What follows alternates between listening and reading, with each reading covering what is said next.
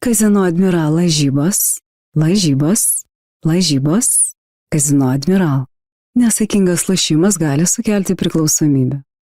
Naujiena – limituoto leidimo Sofos eksperto Mystery Box. Viduje užkandžiai, gėrimai, guminukai, futbolo kortelės, tikrų fanų bingo. Pasiruošk rungtynėms su Candy Pop.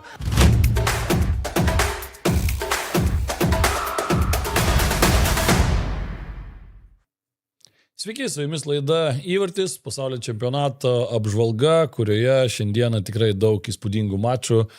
Tautvidai, atkrintamosios prasidėjo, jaučiasi tas, ar ne, kad kiekvienas mačas jau tampa daug įdomesnis, nes kartais gal ir tos rungtynės, nors šiaip tikrai buvo per pastarąsias dienas labai daug gerų rungtynių, bet net ir turbūt grįžtant šiek tiek į tas pačias pirmasias, tarkim, su Pietų Afrika prieš Kanadą, tai žiūrina vien jau supranti iš tos tokios emocinės pusės, kad tai yra rungtynės, kurios jau yra didelė labai prasme turinčios ir labai didelę reikšmę tiek toms šalims, tiek žaidėjams ir matom jau praktiškai po kiekvienerių rungtynių ašaras, vienur džiaugsmo, kitur liūdesio, matom tas visas aplinkui stadionus vykstančias dramas, kur matom kiek šventė, kiek tos futbolo rezultatas įtakoja kartais net šalių gyvenimus, kur ten atiduodamas ir laisvas dienos ir panašiai. Teisingai, tai aš irgi pirmiausia, tai žiūrovus visus noriu pasveikinti su tikro pasaulio čempionato pradžia, net barzdos netekau, kaip sakant, šventė yra šventė, nes, mano nuomonė vis dar išlieka tokia, kad, 48 komandos yra, ženkliai per daug pasaulio čempionatui, o dabar jau prasidėjo tas, mano nuomonė, tikras pasaulio čempionatas. Bet dabar tikrai neturėtumėm tada dar papildomų 16 atkrintamųjų rungtynių, kas irgi nėra blogai. Kas žin, ar nukentėtų pasaulio čempionato kokybė, dėl to tai tikrai prasidėjo 16 atkrintamosios, ir fantastinės kovos, lemiami įvarčiai mušami ten nuo 85 iki 95 minučių ir panašiai, ir tikrai ir matėm ir baudinių serijų, ir dramatiškų iškritimų iš pasaulio čempionato, taip, ir tos rinktinės, kurios buvo laikomos ryškiomis outsiderėmis, tai jau dabar švenčia, turi išeiginę dieną ir šventimas vyksta. Aišku, kartais taip pasižiūri, bet čia kitose rubrikose gale laidos pakalbėsime apie tai, kad ir švenčia, kabutėse, europiečiai, kurių rinktinės iškrenta, tai taip keista būtų matyti, kai tavo šalies komanda iškrenta, o ten vis šventės vyksta, tai yra ir tokių, tai tikrai geros rungtynės, gražūs įvarčiai, gražūs momentai, visiškai kitokia ir taktinė kova, matom, kad jau dabar niekas nieko užantyje nelaiko, treneriai viską meta, ką tik tai turi paruošę, ką tik turi atidirbę, nes kiekvienos rungtynės dabar yra lemiamos ir taip kovos, ir gali, dar aktyvesni emocijos, viskas tikrai pasaulio čempionatas tikrai geras, tikrai jis pasižymi įvarčiais, momentais, žvaigždėmis, kurių vis daugiau taip plečiasi ir matom, kad tos, iš kurių tikėtasi, tikrai demonstruoja labai gerą žaidimą, bet yra ir kiti, kurie atsiskleidžia tokie kaip Polisė, kur tikėtasi iš jo kažko panašaus, bet ką jis demonstravo 16 tai tikrai buvo tikrai labai įdomu ir smagu stebėti. Jo, ir kol kas tikrai įvarčių, taip sakykime, šiek tiek galbūt apmažėjo, kaip ir spėjom nuo grupių etapo, bet yra vis tiek maždaug, sakykime, taip, tame tarpe tarp 2-3 įvarčių, apie 2,5 įvarčio krenta per rungtynes. Tas pirmasis mačas buvo kažkiek išskirtinis, kur Kanada tik tai pačioje rungtynių pabaigoje įmušė. O mes turbūt, kad taip palaipsniui ir keliaukim per tas dienas ir pradėkim nuo pirmadienio vakaro ir tikrai manau, kad daugelio labai lauktos rungtynės tarp Brazilijos ir Japonijos. Japonai buvo tikrai šiame čempionate irgi apie juos prieš jau net čempionatą daug kalbama kaip apie tokią komandą, kuri gali įnešti, sakykime, tokių vėjų netikėtų ir gali kažkokią ir kitą tokią rimtesnę komandą galbūt nuskalpuoti čempionato eigoje. Ir neblogai jie pradėjo ir grupiai tikrai gerai atrodė. Brazilai gal kaip tik buvo labiau, taip sakykime, apie juos kalbama, kad tai yra komanda, kuri dar, tokio tikro veido kaip ir neparodė. Su Maroku sužaidė, sakykime, taip neįspūdingai galbūt, bet jau po to mes matom, kur yra Marokas ir kokia tai yra komanda. Škotija ir Haitis galbūt neatspindėjo visiškai pajėgumo ir čia irgi rungtynės tokios, kur pirmasis kėlinys brazilams buvo labai sunkus, bet turbūt reikia sutikti, kad antrajame kėlinyje brazilai parodė, kad tai yra komanda, su kuria reikės skaitytis šiame čempionate. Tai iki šiol taip ir nėra aiškus brazilų veidas tikras, nes, kaip ir minėjai, su Marokas tikrai geriau atrodė ir manau, kad brazilai labiau džiaugiasi tuo iškovotų tašku. Po to škotai ir Haitis nėra tie varžovai, kurie skleisų tikrą veidą, dabar susitiko su Japonija.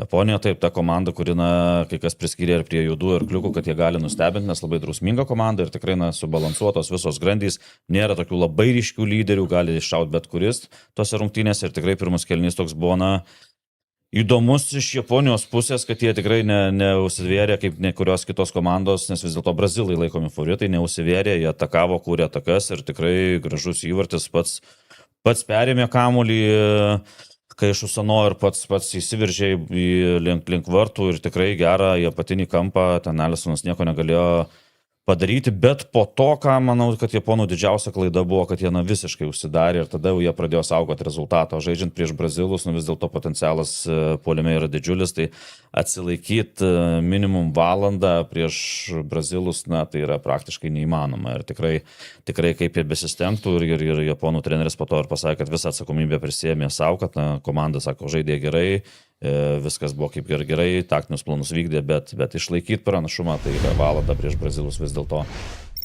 Ne Japonijos lygių, nors trūko, aišku, labai nedaug iki pratęsimo, bet pratęsimas irgi dar būtų pridėjęs 30 minučių. Tai, kad labai būtų sunkios tos minutės Japonams, nes ir keitimai, kurias atlikinėjo brazilai, tai tikrai stiprino komandą, sakykime taip, o Japonų jau tie keitimai jau matėsi, kad vis tiek, kai tai yra komanda praradusi prieš čempionatą tikrai daug svarbių žaidėjų ir Mitoma, ir Minamino, tas pats Endo buvo prarastas, tai tikrai tokiai ekipai 3-4 žaidėjus praradus, galbūt tu startinį 11 ir turi, bet tada tau tie 3-4 žaidėjai prarasti ir atsiliepia, būtent, kad tu nusuolo jau keli kažkiek, sakykime, vis tiek silpnesnius turbūt žaidėjus, arba ne visai profilio tokio, kokius tu nori. Ir kažkiek aš irgi šiaip labai sutinku, kad Japonai, man atrodo, nepabandė pasinaudoti, visgi Brazilijos rinktinės stiprybė yra ataka ir jeigu tu jiems duodi atakuoti tiek daug laiko, tai jie vis tiek anksčiau ir vėliau kažką susikurs.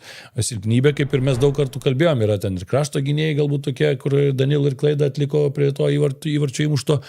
Aikštės vidurys irgi, sakykime, taip gal nėra toks jau toks nepraeinamas, ką matėm irgi. Marokas įrodė. Taip parodė ir va tie dalykai, kai tu Brazilus bandai spausti ir bandai juos išnaudoti, jiems yra atakai tada sunkiau, kai tu atidavė jau tą visiškai kontrolę, tai jie pasiėmė ir tas rungtynės sugebėjo antrame kėlinyje visiškai pakeisti. Aišku, verta pagirti tikrai ir Carlo Ancelotti, jo sprendimai ir keitimai, ir Endriko įleidimas, kur atrodo šiame čempionate praktiškai nebuvo žmogus dar beveik dalyvavęs ir kažkokios svarbios rolės neturėjo. Tada Martinelli. Bet Ancelotti ir pasakė, sako, Endriko išėjimas, sako, pakeitė visą. Pakeitė, taip, labai padėjo. Ir tas pats Martinelli išėjimas ne į savo poziciją, įmestas tokia labiau aikštės vidury, kur nėra, kad jisai ten žaistų, visgi tai yra labiau krašto žaidėjas, bet matom irgi ir įvartis įmuštas ir tikrai irgi pagyvino žaidimą. Akivaizdu, kad Carlo Ancelotti, kaip ir mes tikėjomės šiai Brazilijos rinktiniai ir apskritai tame čempionate, aš turbūt žiūrėdamas vis tiek į trenerių sąrašą, jeigu tu žiūrėsi į pilną tą tokį paveikslą, kas yra kiek pasiekęs, tai, turbūt, kad Carlo Ancelotti vis tiek yra geriausias treneris šiame čempionate. Galim kalbėti apie Didier Deschamps, kaip apie rinktinių trenerį irgi, kuris irgi daug pasiekęs ir daug nuėjęs, bet vis tiek, Carlo Ancelotti yra įrodęs jau per daugybę metų ir daugybę tokių turnyrų turėjęs Deschamps, vis tiek mes įvertinam pagal tuos didžiuosius turnyrus ir jie yra keli, o mes Carlo Ancelotti turim vertinti per nesuskaičiuojamą kiekį turnyrų, kuriuose yra su ta patirtis sukaupta. Ir treneris dar nusipelno didžiulės pagarbos, nes po rungtynių matėm, kaip jisai kaip džiaugiasi kiti treneriai, o jis išliko santūrus ir po to jis paaiškino dėl ko, nes net ten pasirodė ir memai tokie, kad na maždaug tokią pergalę išplėšta jau per pridėtą laiką, o Ancelotti toks veidas atsit, kad žmona buvo liepus šiukšlės išnešti. Toks, na, bet žinai, Karlo mes atsimenam ir serialo ten šalia, kai visi panikuoja, visi jisai vis laiką ramiai rodo. Tai jis ir pasakė, sako, mus japonai privertė kentėti 95 minutės ir sako, vat, būtent pagarba varžovui, tai yra išlikti santūriam ir pagauti. Tai va tokia didžiulė pagarba ir tikrai nuo šios rungtynės parodė, kad ir taktiškai visiškai kitaip brazilai žaidžia ir matom, jeigu, kai susispaudė japonai prie savo baudos aikštelės, įsiveržti ją sunku darosi. Tada kiek kamuolių jie kėlė, kiek ir tas pats ir Casemiro įmušė galvą ir aukštų kamuolių daug buvo aikštelė ir vis pasikeitimas. Arba bandoma įsiveržti, arba iš toliau smūgių, arba aukšti kamuoliai. 39 skirstuoti kamuoliai per visas rungtynes. Tai irgi daug ką pasako. Tai tikrai, jeigu ne Suzuki dar japonų vartininkas, tai labai gerai žaidė ir tikrai, ką galėjo, tą susirinko. Ten, kur įmušė, tai jau tikrai ten buvo. Net ir ten lietė, jau ten sėkmės. Šiek tiek didesnis lietimas, kamuolys netiek įvirpsta atšoktų ir galbūt kaip Vinio atveju, kur irgi jisai fantastiškai. Iš esmės atėmė iš Vinio turbūt čempionato įvartį, nes ten, jeigu būtų vienas įmušęs, tai manau, net ne tik čempionato, aš manau, kad čia jau, būtų vienas iš tų tokių ikoninių, nes tas pirmas prisilietimas vienu lietimu varžovui klynas, tada dar du varžovus tais klaidinamis teisys. Toks tikrai braziliškas įvartis, kur matydavom Ronaldinho, Neymarus, ten taip toliau, taip maudant savo žaidėjus, ten Ronaldo tas pats fenomeno. Tikrai būtų įspūdingas įvartis ir manau, kad Viniui žiūrint tą įrašą labai gaila, kad jis neįkrito. Ir piktant Suzuki. Gal geresnis įvartis Oliuose per save būtų nuo 16.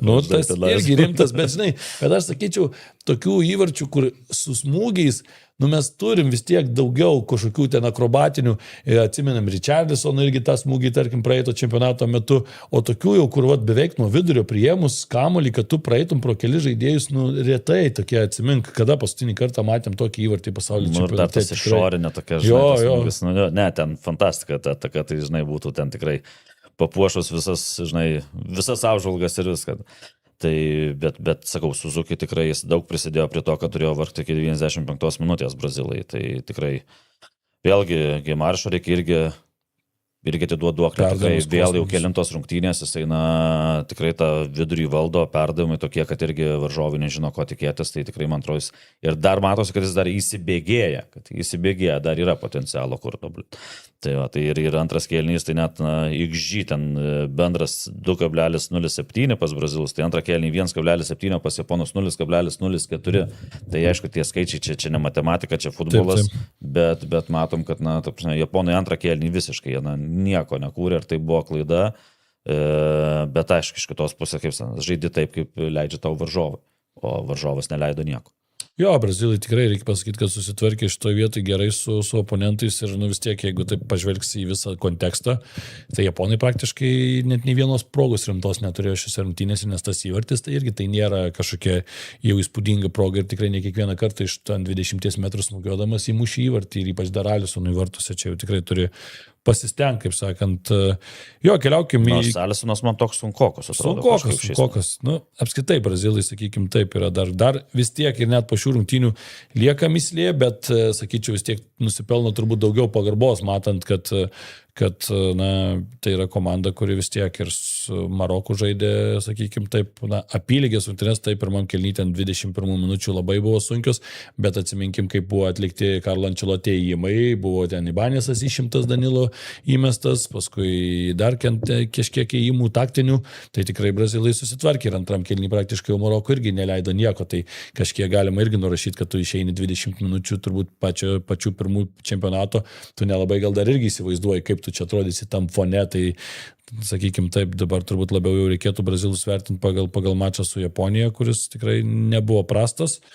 Ir jo labiau, kad matom, favoritams nebuvo ta pirmoji diena lengva, Vokietija, Paragvajus, keliaukim prie tų rungtynių ir čia praktiškai, drąsiai turbūt galim sakyti, kad įvyko nacionalinė katastrofa, bet... Vieniem katastrofa, kitiem nacionalinė šventė. Taip, tai čia apie tai yra futbolas, bet turbūt iš kitos pusės žvelgiant, mes tai, ką matome jau pastaruosiuose čempionatuose su Vokietija, nežinau, ar tai turėtų stebinti. Faktas, kad Paragvajus prieš šias rungtynes tikrai buvo nurašomas, faktas, kad Vokietija čia buvo ryškus favoritas, bet iš kitos pusės mes irgi čia sėdėjom ir šnekėjom, kad Vokietija nebuvo komanda, kuri įtikintų ir nebuvo ta ekipa, kur jau čia sakytum, kad oi, čia jau čia ta pradžia jų tokia, kad jie čia gali labai jau čia toli eiti ir labai kažką čia nugalėti, vis tiek turbūt net ir žiūrėdami į priekį, galvojom, Paragvajus turbūt bus ta komanda įveiks, bet toliau matėm prancūzus kelyje ir turbūt ar mes būtumėm kalbėję,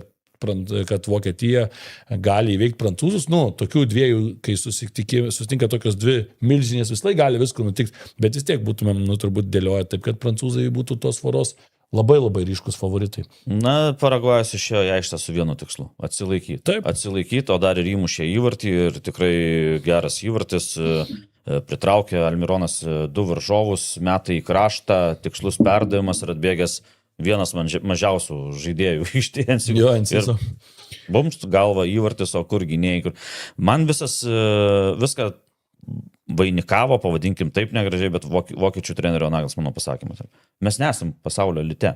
Ir tai parodo ir kiti ekspertai, buvę futbolininkai vokiečių ir kalbėjo, jau 3 pasaulio čempionatas, kai tu nepatinki tarp 16 stipriausių, tai irgi daug ką pasako. Nes šitas patekimas iš grupių etapo, tai vis tiek tu tarp 32 geriausių, tik tai esi, kas ir buvo grupėse realiai prieš tai. Tai tas ir yra, ir tenka pripažinti, vokiečiai tikrai, man geriausias apibūdinimas Vokietijos kažkur buvo žiniasklaidoje, kad viskas vyko kaip sulėtintam filme.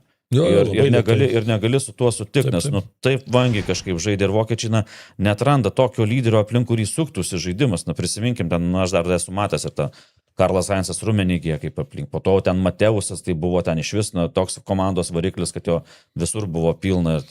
Toliau ten Krosai iš Weinsteigerį ir taip toliau buvo kažkas sukdavosi aplink tuos žaidėjus. Ir dabar toks, daugiausia pavojus virso pakelimai į baudos aikštelę, kur Havertzo iškodavo. Auros būdavo tų žaidėjų, ką mes kalbam, ten net ir prisimink, Balakas koks išeidavo, ar ne, irgi aikštės vidury, tai figūra, ten Krosas pasimk, ar ne, Gundoganas buvo dar irgi, tai kaip jie ten sukdavo tos kamuolius, Schweinsteigerį minėjai, tikrai atrodo, tada ten Lamas, Filipas išeina.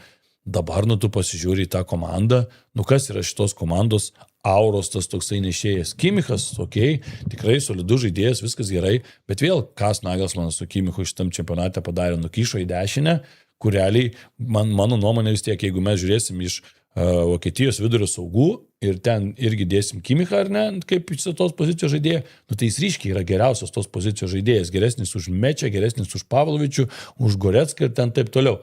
O tai kūrybiškumas geresnis Kimichas už visus kartu sudėjęs. Taip, bet tu neišnaudoji jo, nes tu jį laikai ten dešiniai. Tai man atrodo, gal jau geriau kažką tai ten įsileisti. Nėra Vokietija jau tokia šalis, kad neturi kažką į dešinę įmesti ir žaidėjo kažkokią tai surasti. Tai ten paukoji tą dešinę kažkiek, tai pasiimi ten, nežinau, gynybinį kažkokį tai gynėją, kurį ten leidė ir ten duodi jam ten prieš Domandė ten gintis ir panašiai visokius ten, čia prieš tą patį ten Enciso, jeigu atbėgs, ar ten Almiron ir panašiai, o tu tada Kimichui duodi kur tą žaidimą, ko ir labiausiai trūko, mes matom, Mečiai išiminėjo, treneris irgi nebuvo patenkintas, ar Gorecka kažką labai naujo į gero įnešė irgi ne, Pavlovičius dar labai jaunas žaidėjas, jisai dar Bayerne tik tai yra labai gerame tame būryje, bet jis nėra vedlys ir jam čia užkrauti iš karto, kad jisai Vokietijos rinktinė čia kažkur temps. Vircas su Musiala irgi reikia pasakyti, kad šiame čempionate buvo tokie labiau savo šešėlį palyginus. Daugiau tikėtas Musiala iš vis, tai visiškas šešėlis.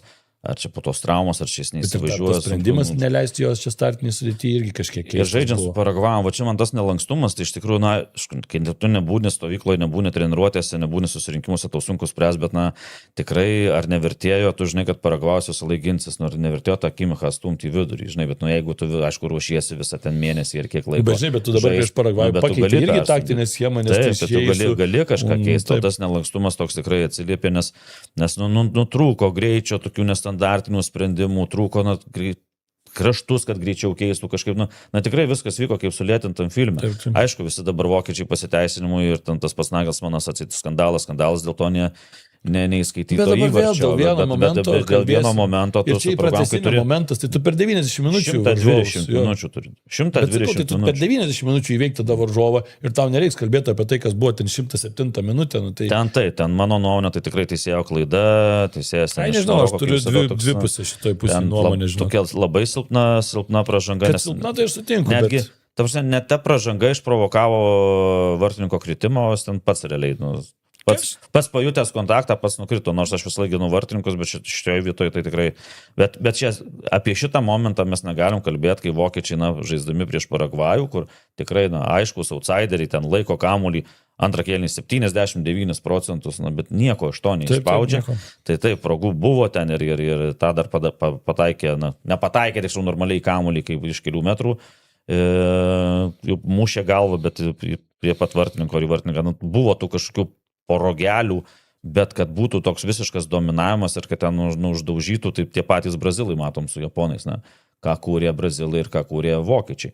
Tai dėja, bet tenka pripažinti, kad sutinku šį kartą su Nagelsmanu, kad nėra Vokietija elite ir trūksta tokių lyderių, trūksta tokių, ir kaip tu sakai, tokių aura, kas kurtų, tokia komanda šiek tiek apie nieką. Ir dėja, bet Vokietijos fanams, bet tenka greitai atsisveikinti, o jeigu jums leidus pacituosiu Paragvajaus rinktinės trenerių Gustavo Alfaro, ten buvo Lietuvos sporto žurnalistų federacija renka metų citata, būna apdovanojimas, tai čia būtų, man atrodo, be jokios konkurencijos. Pacituosiu, sako, mes neturime tokio statuso, kuris leistų mums diktuoti žaidimo taisyklės, mes šokame pagal tą muziką, kurią mums groja. Kartais tai būna kumbija, čia toks, net pasižiūrėjau, kas tai šokis toks iš afrikiečių kilęs, bet pamaišytas ir su Latino Amerikos, kartais tango, kartais rumba, o šiandien gavome polką. Galbūt sušokome neįtin gražiai, tačiau stengiame šokti toliau ir nesustoti, judėti. Ten buvo jos spaudos konferencija, tai iš tikrųjų, superinė, nes emocijos liejosi per kraštus, nes pasiektas istorinis įvykis ir sulygino ir sako, kokiomis sąlygomos Vokietijos futbolo akademijos ruošia žaidėjus, sako, kokiomis Paragvajus, sako, tai jie ruošiame aukščiausio lygio akademijose, mes ateinam iš raudonosios žemės ir mūsų marškinėliai simbolizuoja tos raudonos žemės dryžius. Sako, mūsų vaikai ten žaidžia basomis ant dirvožėmio, sako, vokiečiai turi sąlygas. Ir dar užbaigė jisai apie tą, kad Paragvajaus prezidentas paskelbė nacionalinę šventę dieną, tai sako, čia toks retas įvykis, sako, štai kokią nuostabią galią turi futbolas. Noriu, kad visas Paragvajaus mėgutųsi ir sako, nes šalis sulaukia 16 metų. Tai tas charakteris, vieningumas, ką padarė iš tos komandos, kuri tikrai nebuvo laikoma net iš tolo favorite patekti į kitą etapą. Jo, tikrai įspūdingas Paragvajaus mačas iš tos pusės, iš tos tokios kovos, iš atsidavimo pusės, tai tikrai to atimti negalime ir Nagelsmano greičiausiai, kad jau bus baigta ta era, nors jis pats ten kalbėjo, kad jeigu federacija patvirtins, tai aš čia norėčiau likti, niekas nieko netvirtins. Net nebėgu nuo to, net tas, kur bėga, bet dar ką Vokietijos futbolo federacija padarė, tai atšaukė tą spaudos konferenciją kuri turėjo vykti ir išvyko iškart namo, tai jokių komentarų, tai kol kas klaustukas ties treneriu, bet man atrodo, kad dienos suskaičiuotos, nors visko gali būti, iki 20. Bet per daug skausmingas, žinai, Vokietijai toksai, dabar tu gauni tokį smūgį, visi tenais dabar Vokietijai, tiesiog pašėlė, ten ta spauda, ką išdarinėja, ten tikrai, ta prasme, krato taip, kad kaip atrodytų, žinai, kad ten pas mus premjerų apsivogusių, galimai, ne taip gal stipriai nekrato, kaip pas juos apie futbolą. Tai patikėk ten. Tai, žinai, tai dalykai yra tokie, o kitas dalykas, kad, aš manau, kad tiesiog, kai tu gauni tokį įtampą, tu negali kažko nedaryti, nes tiesiog, tai kaip tada federacija, tai tada jeigu federacija nieko nedarys, tada ant jų puls, tu turi kažką paukoti realiai, tiesiog čia gausis toksai, žinai. Taip, čia tas ir yra, nes, ką dabar, tai nieko nedarom, viskas gerai, mus tenkina tas rezultatas. Ant tavęs tada ateis ta banga. Nuo prancūzų, nuo ispanų, nuo kažko, nuo Argentinos galų gale, o dabar nuo Paragvajaus. Tai va tas ir yra, kad tu pralaimėk tokias rungtynes tam varžovui, kuris būtų vertus dabar visi džiaugiasi Vokietijoje Paragvajus, tai čia eisim toliau. Nelabai.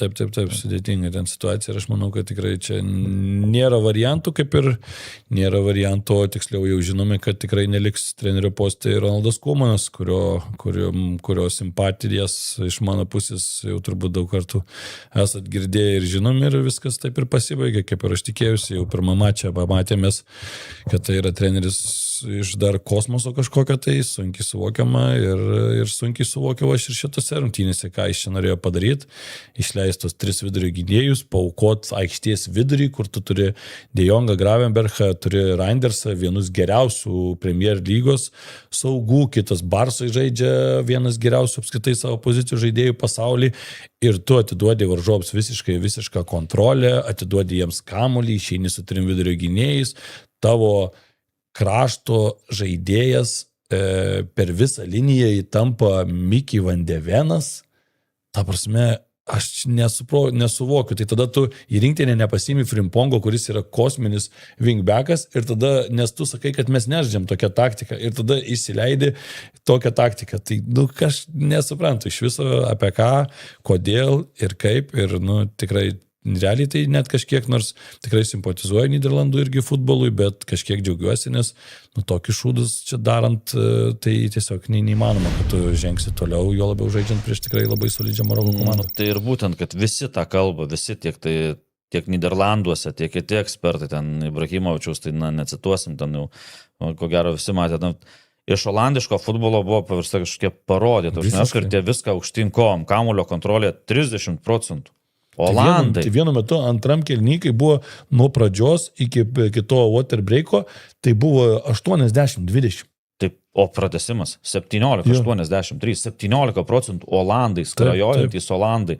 Tai čia, nežinau, Olandai kurmiai po žemę sulindę buvo, 17% kaunų. Nei vieno smūgio, aišku, gerai, Marokas irgi tik vieną atliko, nes tas pratęsimas tai toks labai buvo nūdnas, taip sakant.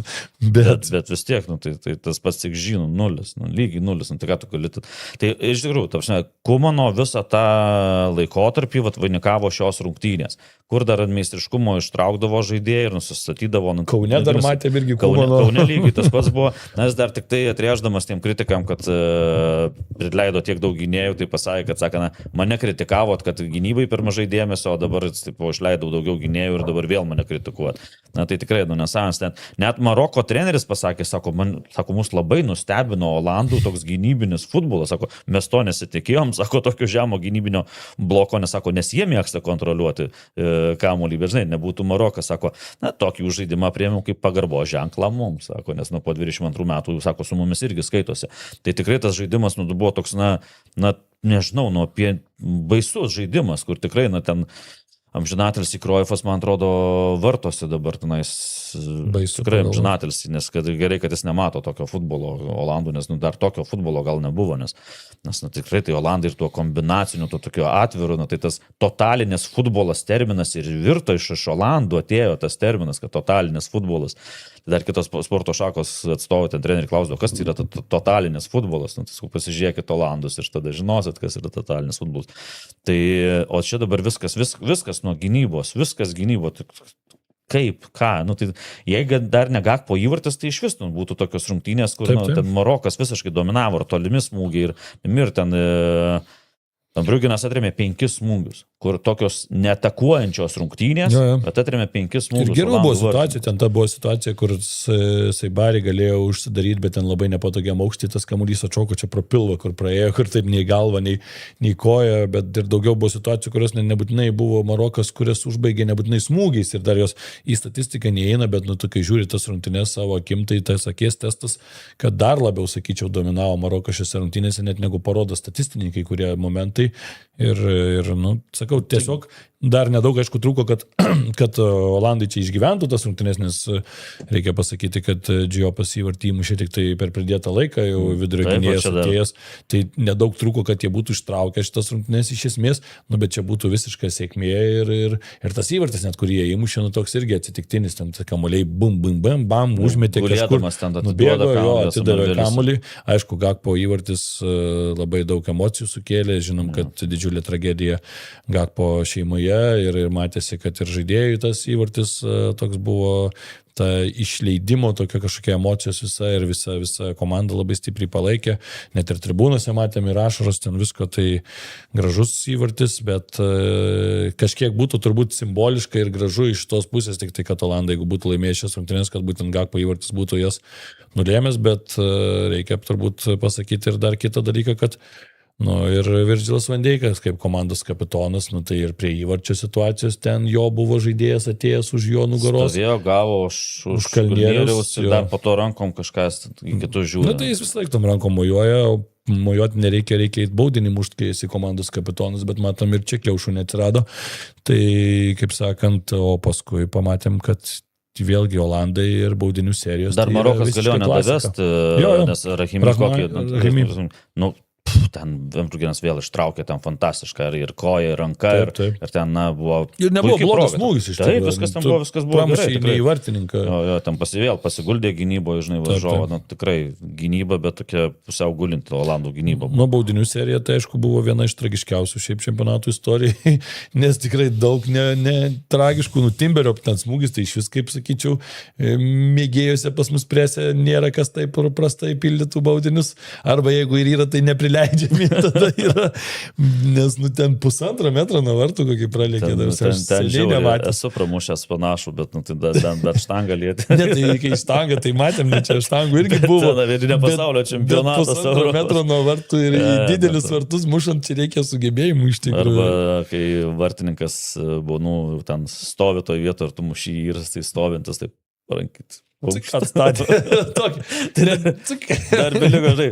Pasigauti ir pradėti ataką per baudinių seriją. Ne, baudiniai tai, Olandai gerai pradėjo, bet, kai pasižiūrė ir tų žaidėjų pasirinkimas, kas mušė, tai, žinai, duok tiem, kurie, nieko nekomentuosiu daugiau, kas neįmušė. Jo, šiaip iš tikrųjų. Įmuša tas, kas ir turėjo įmušti, o tuos, kur surenka, tai taip ir duoda ten 1,5 metrų nuo virpsto. Gerai, važiuojam prie kitos. Tai tu pakalbėjai dabar apie kiaušų Van Dijkas. Tai jis ten prisišnekėjo po rungtynių dar, kad čia buvo paruoštas žaidimo planas ir iš esmės suveikė jis ir kad gynyboje buvom gerai organizuoti ir kad jie negalėjo rasti laisvo žaidėjo tarp linijų.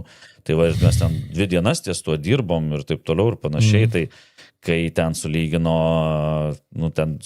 žiauriai, net klaunų išvadino po tokio interviu, kad buvo geras planas ir kad jisai suveikė. Čia nelabai galima kažkaip tai kitaip išvadinti, jeigu... Pastatė autobusą, žinai, ir sako, ir nieko. Ne, kosmosas tikrai Olandai, tai sakau, man atrodo, kad pati šalis sunkiai galėjo tokį futbolą stebėti ir ypač vyresnės kartos Nyderlandų futbolo gerbėjams, tai manau, kad čia buvo praktiškai šokas tokį mačą matyti. Jo, kas vyko po mačo, turbūt dar pakalbėsim šiek tiek vėliau aplinkui ten Olandijoje, visi reikalai tie, kas jau po to po rungtynių įvyko, dabar trumpa pauzelė, trumpa reklama ir tuomet sugrįšim į kitos dienos įvykius. Kazino Admiral lažybos. Kazino Admiral. Nesaikingas lošimas gali sukelti priklausomybę. Naujiena – limituoto leidimo Sofos eksperto Mystery Box. Viduje užkandžiai, gėrimai, guminukai, futbolo kortelės, tikrų fanų bingo. Pasiruošk rungtynėms su Candy Pop.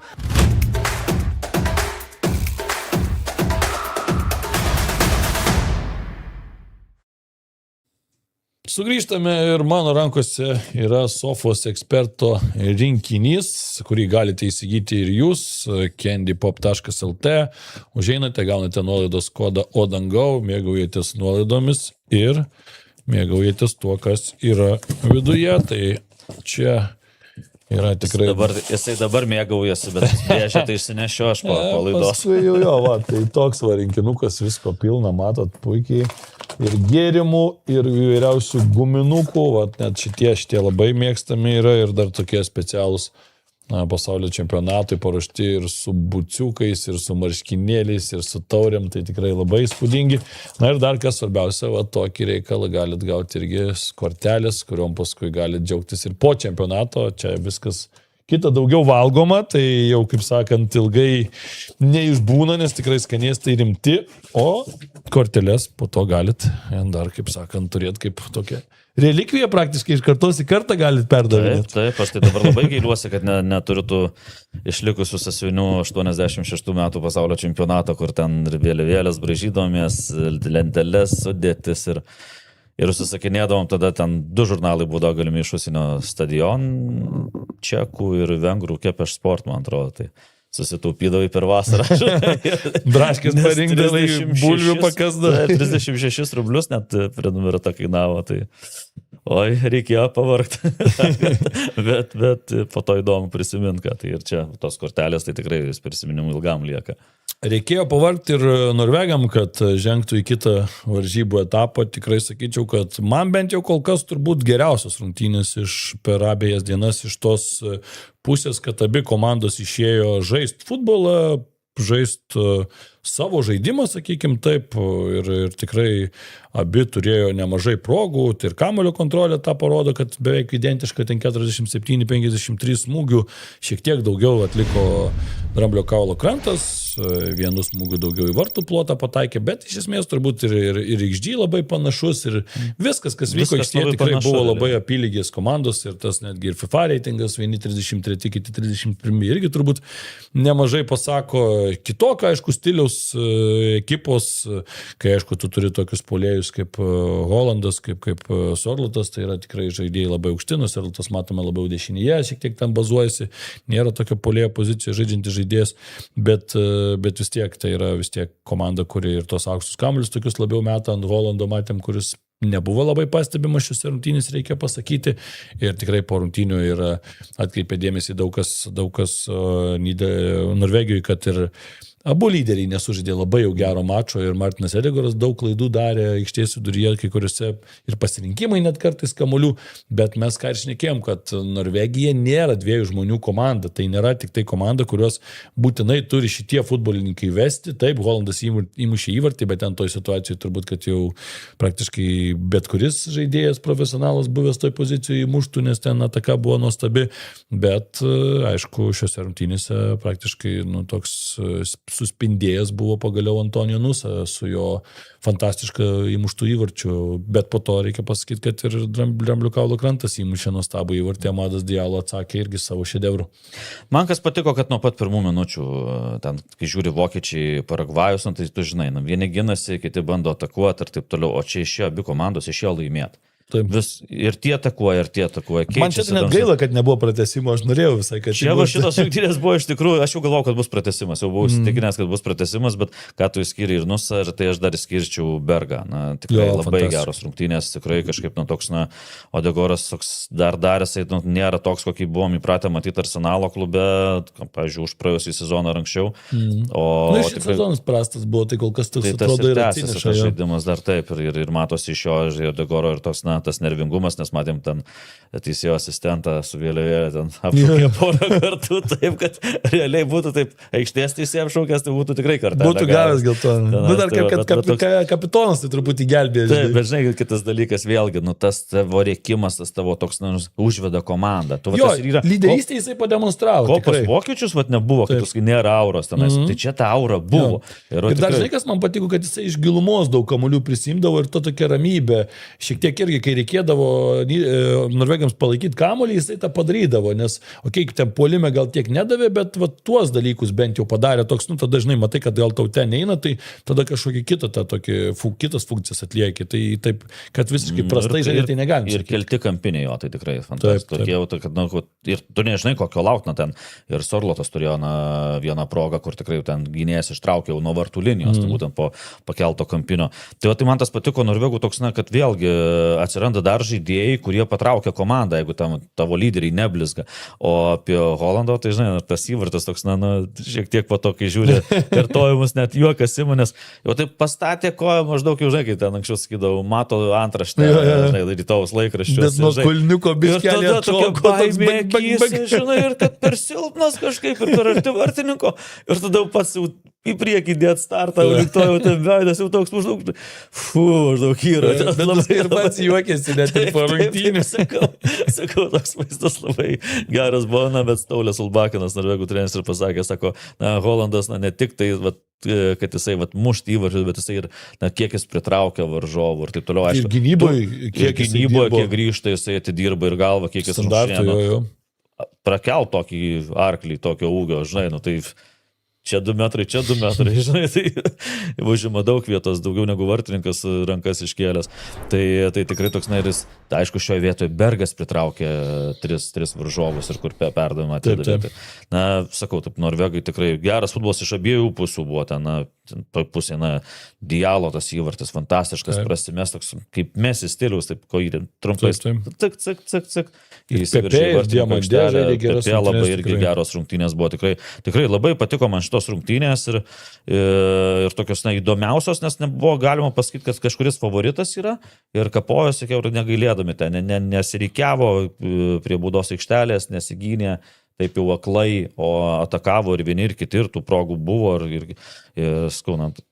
Ką įskyrė Solbakinas, tai tikrai sako, va dabar, kad džiaugiamės, kad priėmėm tokį sunkų sprendimą, kad 3 ture grupių varžybose, kad leis pailsėti lyderiams. Nes sako, žinom, kad Afrikos komanda, kaip sakė, žinom, kad Afrikos komanda bus itin atletiška ir agresyvi ir sako, mūsų tikslas buvo kontroliuoti žaidimo tempą ir neleisti jiems išnaudoti laisvų erdvių greitose atakuose. Ir tas pavyko, tai sako, vyrai idealiai išpildė taktinį planą.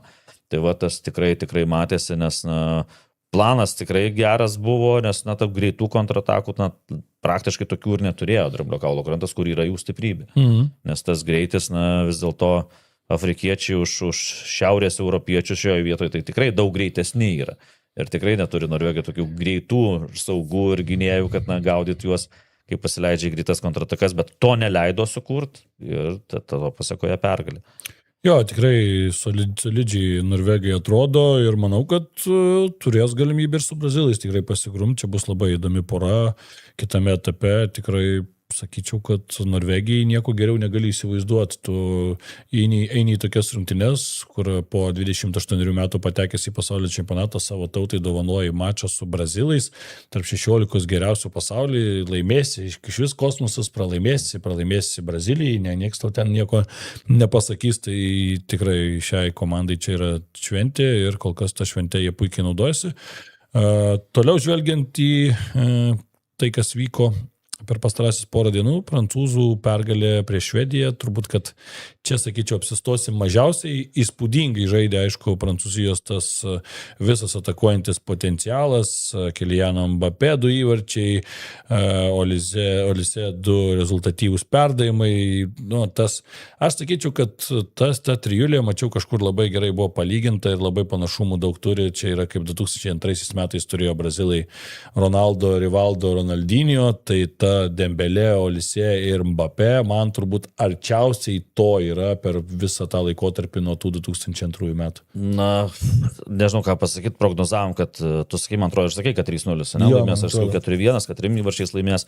Tai tikrai tik pasakysiu taip, kad švedai blogai žaidė. Ne. Švedai žaidė pagal savo galimybės, bet ką jie užkūrė uraganą, tai nuo pat pirmų minučių, ten Mbappé jau ten 21 minutę, man atrodo, jums 1-1, bet buvo iš nuošalės ir po to ten Rabijo kala vartininkas kojamas, Mbappé virpsta pataiko, nuo 16 metrų Olise per save, ten būtų įvartis, nes smūgis toks geras buvo, žinai, kaip būna ten per save, nepataikai, ten smūgis, jį virpsta, pakartojantis ten Dembelė virš vartų, Olise ten vėl iš 20 metrų prie pat virpsto traukia vartininkas, Sitterstrumas 9 atrinktis smūgį, tai čia yra kosmosas. Taip, ir ten gerų traukia iš kampų ten visur. Kokių tik jisai netraukia, tai nes smūgiai į vartų plotą 12 prancūzai.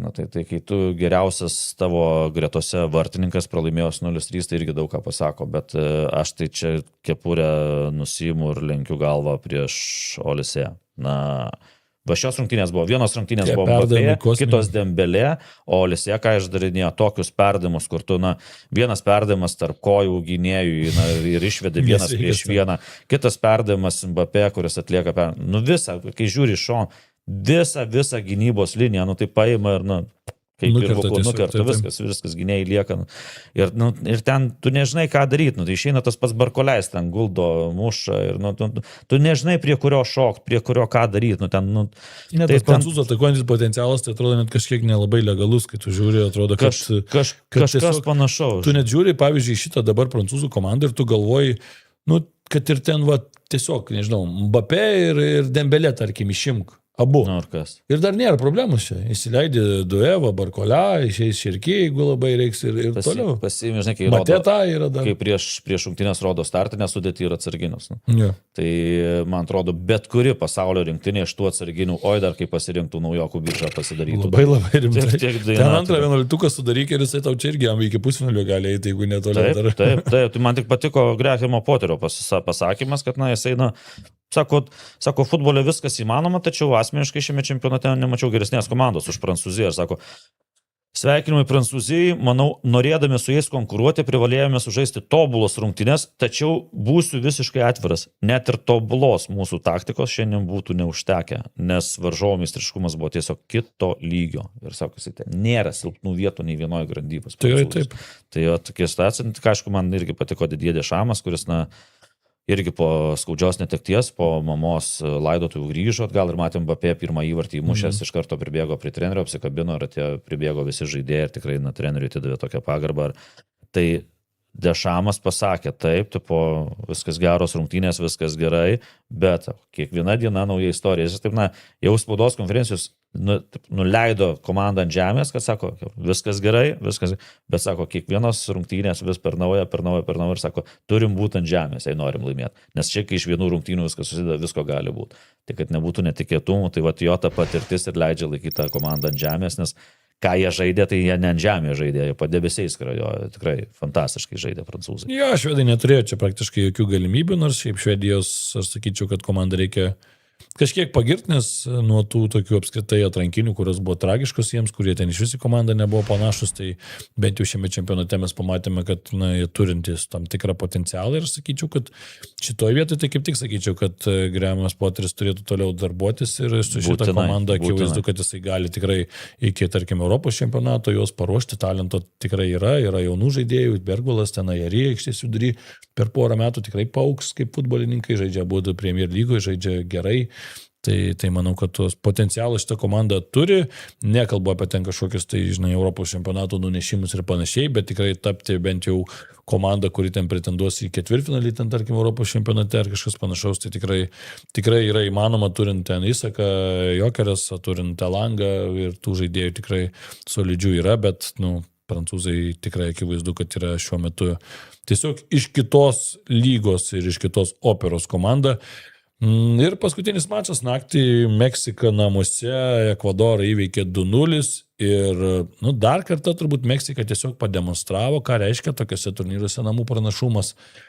Visiškai išėjo pirmomis minutėmis totalus dominavimas, ten tas stadionas atrodo, kad to įsprogs. Pirmam kėlinyje. 5 minutės, žiūriu, nesuprantu, kad čia žiūriu, žinai, dar kai rungtynės atidėtos buvo dėl Lietuvos šiek tiek pavienas, tai ten žiūri ir galvoju, plau, gal čia kažkokį, čia gal momentų sumontavo jau tik tai, žinai, o ne gyvai žiūri, ten uraganas išėjo. Visiškai tas pradžios jau tulys toksai, ir per pirmą pusvalandį tu įmuši 2 įvarčius. Tikrai labai geras, tenais buvo tas pirmasis įvartis, kur Kenjoneso labai geras išvedimas savo aikštės pusiai, nors iš pradžių dar atrodė, kad gal ir įlindo į varžovo aikštės dalį šiek tiek, bet po to matėm, kad tiesiog praktiškai idealiai išsilaikė beveik ant linijos jau. Čia kai kažkokia Olesė perdavimas Mbappé, tai irgi po to parodė, tiksliai tada, kada reikia, tai čia irgi lygiai taip pat. Jo, ir Kenjonesas ten šovė į artimą į vartų kampą, taip jau stipriai, kur ten tikrai vartininkų jokių pretenzijų negali reikšti, nes į viršutinį vartų kampą iš tikrai artimo atstumo. O Jimeneso irgi gražiai ataka, gražiai sujudėjo ten kamuolys, kažkiek, aišku, gal ir pasisekė ten, kai sėdo retai, kada prakyšė tokį klyną netyčia ten, gal kažkiek ir gavosi, bet Jimenesas irgi, šiek tiek tas kamuolys irgi matėsi, kad ne visai taip pataikė pilna koja, kaip norėjo, tokį šiek tiek nusipjaunantis, bet puolėjų svarbu į kamuolį, į tinklą įgrūsto, kokiais ten būdais ir kokiom priemonėm jau nėra svarbu. Ir kitas antras įvartis, sakyčiau, krito, aš tai beveik jau nebeturėjau, matant visą tą emocija, kas vyksta aplinkui, aš beveik, sakau, net negalvau, kad Ekvadoras gali atsigauti šitos rungtynės. Ne, ten pribloškė, ta pati pradžia ten buvo, aš nežinau, ten Ekvadoras pirmą kartą normalią ataką surinskė gal ten 12 ar 14 minutę plus minus, nes ten buvo, jiem patiems buvo šokas, kaip jau užlipo ant važiuovų ir ne tai, kad, žinai, kaip būna kontroliuoja kamuolį, ten atakos, smūgiai, ten Kimensis galėjo ir pačioj pradžioje įmuš galvą, kur irgi nepataikė, ten tokius reikia uždaryti tokio lygio pulėms. Jo, ten galvotas. Taip, ten tikrai turėjo įmušti. Ir žinai, dar kad jisai labai gerai galvą žaidžia. Tai lipo, Ekvadoras buvo toks šokas, kad ten jau, jie taip ir neatsigavo, antram kėlinį buvo tokių progelių, kažkiek grąžinti intrigą galėjo, bet, trūko tikslumo. Meksikiečiai tokį su Agirė, jie žaidžia tą pragmatiką, kai jau turi rezultatą, bet gynė, sakyčiau, labai solidžiai, labai neturėjo. Ten buvo pora smūgių, jie buvo, ten atliko vieną į virpstą pataikė, ten, aišku, reikia pasakyti, kad vartininkas lietė šiek tiek kamuolį, nors kampinio nebuvo, bet pagiriant vartininką ten labiau reikia atiduoti duoklę, nes tikrai gan solidus buvo smūgis ir dar paskui į tolimą vartų kampą iš dešinio tokio pusiau krašto smūgiavo, jie buvo tokie epizodai. Dar ten buvo tas Rodrigeso vienas momentas. Bet jis bet realiai Meksika ir toliau valdė situaciją ir turėjo. Ten toks jausmas, kad būtų įmušę Ekvadoras vieną, tai būtų Meksika atsakius dar dviem. Nes taip ir buvo.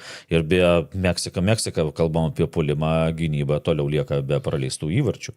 Meksikiečiai, tai irgi daug ką pasako, 4 rungtynės 0 praleistų įvarčių, tai tikrai už tą reikia pagirti, nes tik tai ispanai dar kol kas išlaikė savo vartus sausus, daugiau kiti niekas. Bet ispanai dar nežaidė ketvirto mačo. Taip, tai Meksika, čia irgi įspūdingas rezultatas, bet taip, ką mes ir kalbėjom, kad Meksiko žaidimą daug įtakos namų sienos. Tai matom, bet dar jie turės namų sienas ir kitą mačą, greičiausiai pas juos ateis, ne greičiausiai, bet kad tikrai ateis Anglų ir Kongo poros nugalėtojas. Galauskais greičiausiai Anglai, bet ne greičiausiai. Dar sakykime, taip matant mačus su Gana ir Panama, Kongas tikrai nemanau, kad lengviau atiduos pergalę taip, kaip atidavinėjo tos dvi ekipos, tai dar taip labai neskubėkim, matėm jau ir vokiečiai buvo jau nuskubėję prancūzų ruoštis, tai tenka ruoštis lagaminus namo. Tai čia dar taip dėlioti toli kol kas negalim, bet jo, meksikiečiai. Vokiečiai suskraut lagaminus, nes Urugvajų tai žaidėjom liepė patiems organizuotis kelionę namo ar ten ieškotis bilietų. Čarteris buvo atsakytas. Vokiečiai gal laivu plauks atgal. ir patys turės kaip norvegų fanai dar ir kluos. Skambins, sakys, Odegorui, klausyk, tu ten vadovavai ir klavimui po rungtynių su fanais, kaip ten, ko pradėti. Jo, kaip per Atlantą, bet ne vienas per Atlantą, visa komanda per Atlantą.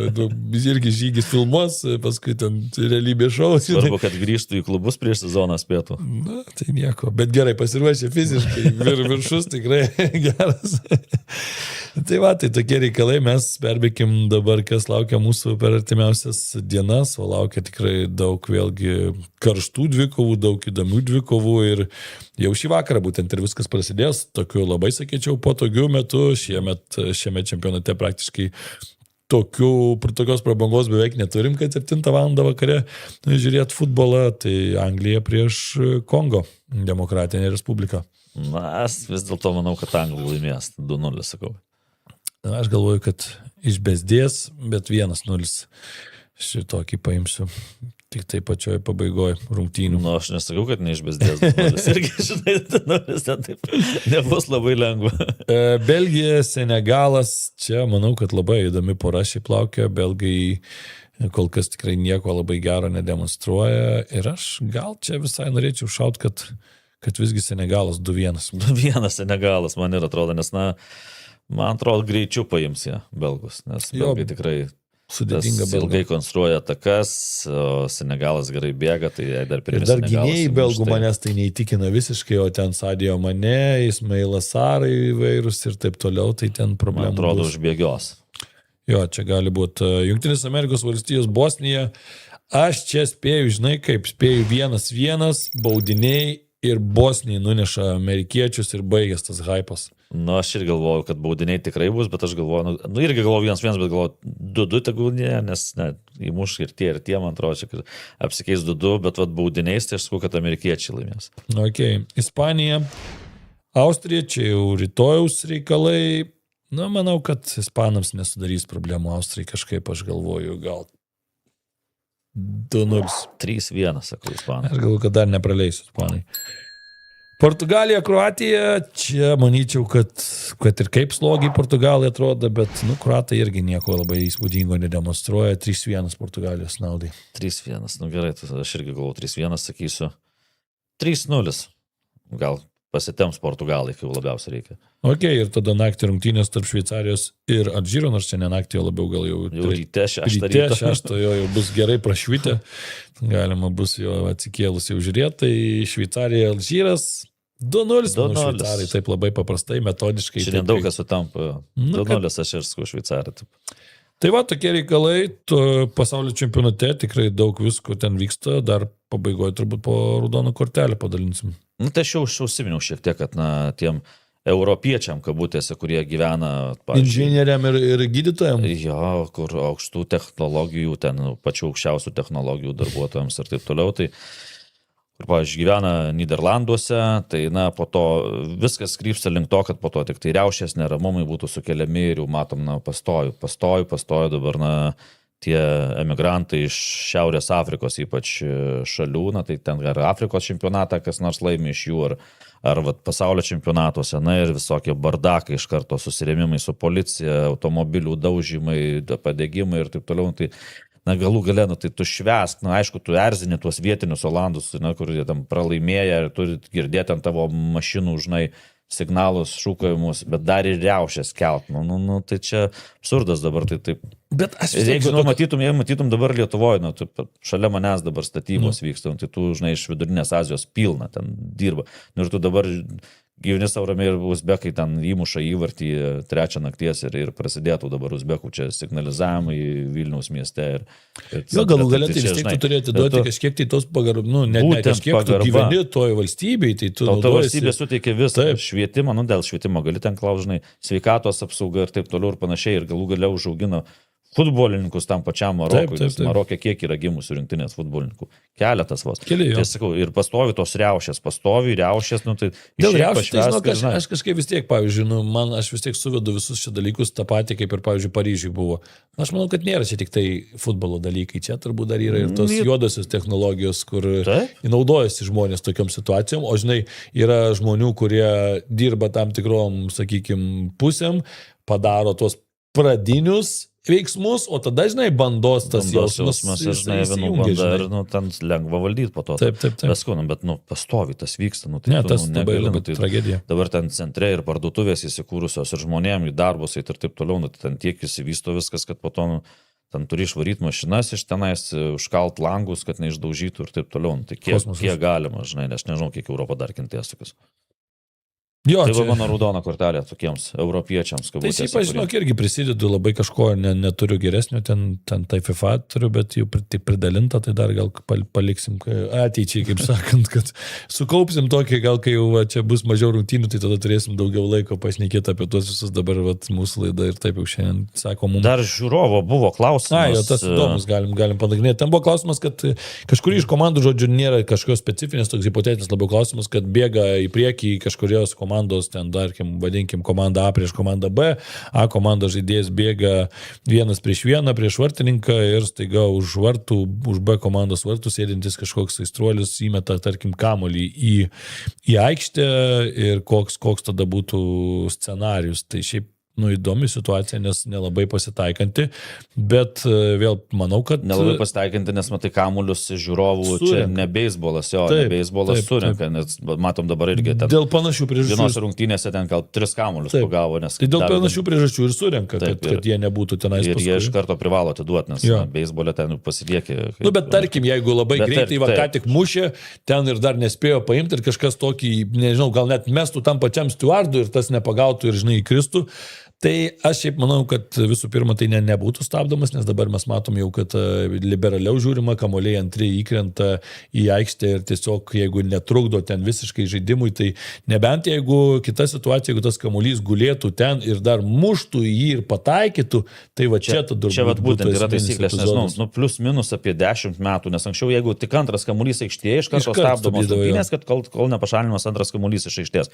Po to liberalizavo šiek tiek iki to, kad jeigu antras kamuolys pasirodys aikštėje netrukdo, būtent to tam veiksmui netrukdo kamuolio skleidimo krypčiai, netrukdo nėra tam toj veiksme pačioj zonoj, dalyvaujantiems futbolininkams Taip. ar vartininkų, ir ten, aišku, mestų kamuolį ir kamuolys į vartininko galvą pataiko. Tai tada iškart stabdom. Jeigu trukdo kamuolys, kažką priliečia ir iš karto stabdomos rungtynės. Tai vat čia, vaikystėje būdavo, kai stovi vaikai padavinėja kamuolius už vartų ir šiandien vienas prieš vieną mušytų, išbėga vaikas. Išbėga kamuolį. Arba kokia nors močiutė per aikštę pradeda eiti. Vakar tai močiutė šiaip tai buvo Slavko Vinčičius, nes nemažai irgi maišėsi ten ir vienam epizode tai praktiškai iš meksikiečių labai gerą ataką atėmė ten, kur sukosi jisai nusimetė ir ten, kiek ten trukdė tam Ekvadoro žaidėjų klausimas, ar kiek jisai labiau jau pats parodė, kad jam trukdė, kai jau pralaimėjo tą dvikovą. Bet matė, meksikiečiai ten labai nepyko, nes tuo metu jau pirmavo 1-0, tai buvo šiek tiek atlaidesni. Nors reikia pasakyti, kad ir meksikiečiai pagarbos tokių šilpukų gavo ten, kur vienas tas kamulio pasiekimas ten buvo prie, kur ten Kipišas kilo, kur ten pasiekė tą kamulį ir tada nukrito ten, tai ten visiškai paprasta, elementariai dvikova, petys į petį, nieko ten nebuvo, bet ten jau iškėlė tokį problemų, kad tegul Meksika tik mažiau verkė, nes Ekvadoro lėktuvas vėlavo 3 valandas dėl neaiškių priežasčių. Prie viešbučio ten, aš gal šiaip duočiau meksikiečiam, kad už tą nesąmonės, aš suprantu, vaibas geras, bet prie motoruškėm ten ferverkus, visą naktį jau biški reikia turėti. Aš tai net labiau gerai. Man labai patiko, aš skaičiau komentarus. Hebra sako, taigi mes irgi iš Latino Amerikos, ekvadoriečiai, sako, mes nuo vaikystės įpratę, kad tėvai mus nusiveda į balius, leidžia muziką ant viso garso ir mes miegam ant žemės, ant suoliukų, ant kėdžių. Tai sako, mes galim užmigti bet kur, bet yra tose viešbučiuose ir europiečių atvažiavusių futbolo tiesiog pasižiūrėti. Tai va jiems klausimas, ar labai smagu 5 žvaigždučių viešbutį gyvenant ir po langais visą naktį. Tai va čia turbūt labiau aš netgi ne dėl Ekvadoro futbolininkų, nes, čia čia bandai toks selė priemonės tokias panaudoti, bet nieko nekalti žmonės kenčia, kiti, kur, turbūt, kad tokį gali ir ne visai smagų prisiminimą atsivežti iš Meksikos pabuvimo, žinai. Aišku, jeigu visą naktį, kaip sakant, ruošiesi rungtynėm su šalto vienu kitu, tai tau kaip ir tas vaibelis visai vainas, pats dar nueini, kokią balalaiką pamušti, žinai. Tai tai tiek turbūt, kad jau, sakau, viršėjom čia mūsų šiek tiek limitus, daug gerų rungtynių buvo, bandysim tilpti. Buvo rungtynių su pratęsimu, tai ir laida su pratęsimu. Jo, šiek tiek ir mes su pratęsimu. Pabandykite įsimiegot, ką kol kas sekasi mums sunkiai daryti ir susimatysim po 2 dienų laidoje Įvartis. Iki. Iki. Kazino Admiral lažybos. Kazino Admiral. Nesaikingas lošimas gali sukelti priklausomybę. Naujiena – limituoto leidimo Sofos eksperto Mystery Box. Viduje užkandžiai, gėrimai, guminukai, futbolo kortelės, tikrų fanų bingo. Pasiruošk rungtynėms su Candy Pop.